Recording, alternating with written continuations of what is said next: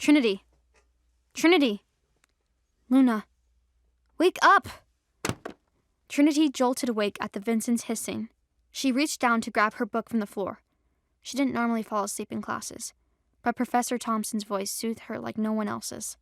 Plus, Trinity was still recovering from that weekend's alpha visit.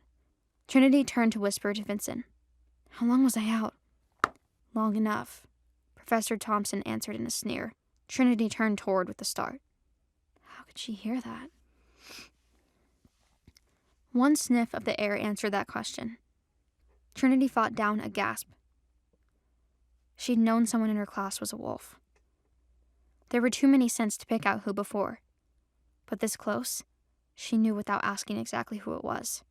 The English composition professor herself. I'm sorry, Professor, Trinity said automatically. I haven't been sleeping well. The last few weeks have been so busy, it won't happen again. She wasn't even lying. The last month and a half had completely changed her life. Professor Thompson leaned down to her ear. You dropped your guard, Luna. Your alpha mate can't protect you forever. Best pay attention to what's around you. Trinity stiffened. Professor Thompson walked back to the front as if nothing had happened. How do you say something so ominous and scary and then walk away? Trinity didn't know if Thompson was a part of their pack or from somewhere else. She opened her mouth to ask Vincent, but Professor Thompson cut her off. That's it for today. Class dismissed. Vincent rose to his feet. Trinity didn't want to ask him questions that Thompson could hear. Let's get out of here, she said. We have time for lunch, Vincent said. Trinity smiled. At Franny's, please.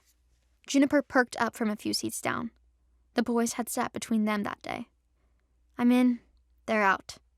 She barely finished her sentence before Paul and Cedar took off in the opposite direction. They're joining some martial arts tournament. Trinity chuckled. That's cheating.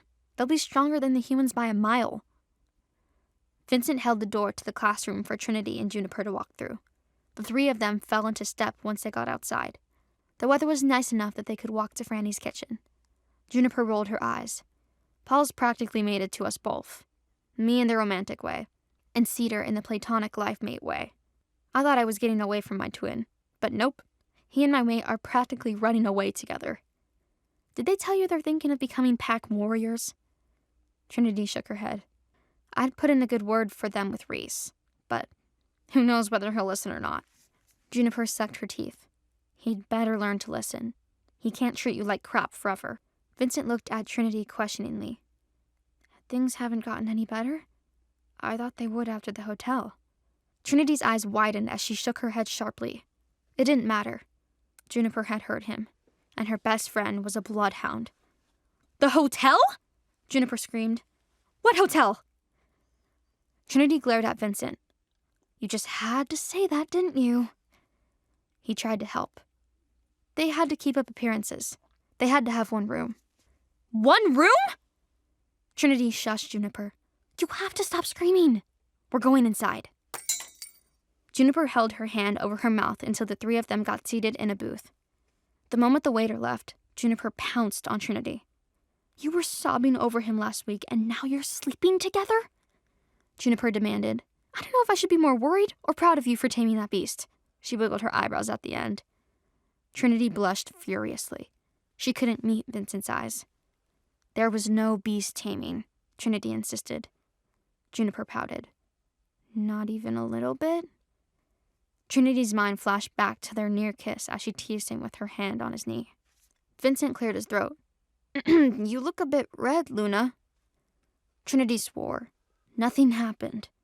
There was some flirting and light touching. Not like that! I touched his knee. His knee? Juniper exclaimed. After I threatened to hurt him if he did anything I didn't want him to do. I said I didn't want to have to bite it off. She mumbled her last words as if that would make them less mortifying to say in front of her guard. Juniper laughed. Trin, there are much better things to do than bite it. Vincent covered his ears. I'm not hearing this. Juniper pointed at Vincent. He knows all about it. That's how we got 3 kids. I'm just saying if Reese is booking romantic suites, maybe he's over whatever his hang-up was. Trinity's heart sang. I don't want to get my hopes up. I told you what he said before. Actions speak louder than words. And he acts like he likes you. Juniper added. Trinity glanced at Vincent for support. Her guard looked hopeful, too. I can't believe we roped you into girl talk. I'm sorry, Vincent. He shook his head. No apology needed. A little girl talk is a worthy price to be the personal guard of my Luna. Juniper smiled. Free college classes aren't a bad price either. He laughed. If only I could pick the courses. Trinity rolled her eyes playfully. Okay, that's enough out of you two. Let's eat. Trinity felt better than ever on the walk back to the car. She had Vincent and Juniper on her side. Her mate clearly didn't hate her as much as he used to. Things are finally looking up, she thought. Then she sensed it. Luna! Vincent shouted. He sensed them too. He spun her around by the waist to move her out of the way. That's when she spotted the wolf sprinting straight towards them. Shit! Vincent grabbed her by the waist and took off running. He and Trinity ran toward the building that they just passed. Most people commuted here, so the students didn't linger around. They went to class, and they went home, meaning there was no one to hide behind. Vincent growled. How many? It was a test for her. She started to look, but he added, without looking. She sensed two for sure. Both of them were werewolves, already shifted into their wolf forms. They had to be rogues, or from an enemy pack. Why are they chasing me? She and Vincent rounded a corner and Trinity sensed a third person coming at them, from a different angle at that time. 3, she said confidently. He dropped her wrist with another growl. Good, now stay behind me. I'm going to have to shift. Trinity's eyes jumped from him to the direction of the newcomer. She expected to dodge the new attacker, but this third wolf charged straight past them. Trinity got a whiff of them then. She had smelt the same scent that morning. It's Professor Thompson. Thompson's wolf rammed into the first of the attackers. That wolf flew back.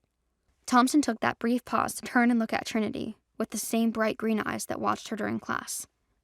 Trinity didn't know whether to be grateful or even more confused. Whose side was Thompson on? They didn't have time for questions. The second wolf charged at Thompson. Professor! Watch out! Trinity cried. At the time, Vincent leaped into the fight. Thompson turned quickly to ram into a second wolf, and with Vincent's added force, they crushed the wolf between them. The first wolf still hadn't given up. He slinked quietly in hopes of getting to Trinity without anyone noticing, but Trinity wasn't as oblivious as they all thought. She watched the wolf out of the corner of her eye.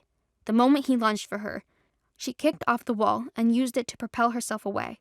He crashed into it, losing time and speed. He doubled back to leap again. That time, Trinity caught him in the jaw with the tail end of a backflip.